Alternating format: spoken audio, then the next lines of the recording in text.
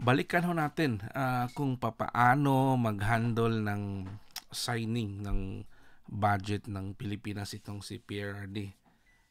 Talagang dobling ingat, hindi siya reckless, talagang chine-check niya. Panoorin na natin itong video na to. Ang budget kasi submit lang. I have to sign it pagdating ko, pagbalik ko pa. Pinag-aralan pa, galing budget to the Office of the President. The Office of the President is not the budget. So, ang legal ko magbasa uli. Ngayon, pagka talagang tagilid yan, I will outright veto the entire budget. Grabe. Di ba? Dapat ganon yung presidente natin. They should check. Kasi may mga personnel ka naman dyan for legality.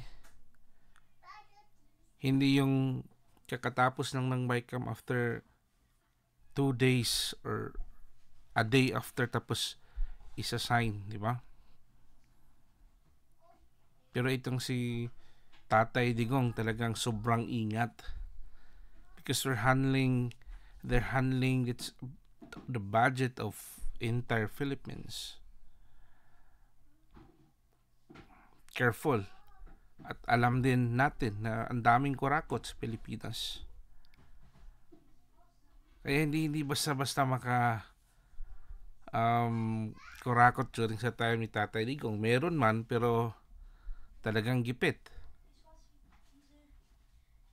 Hindi basta-basta makapaggawa ng anumang gusto nila yung mga lalong-lalo na sa lower house.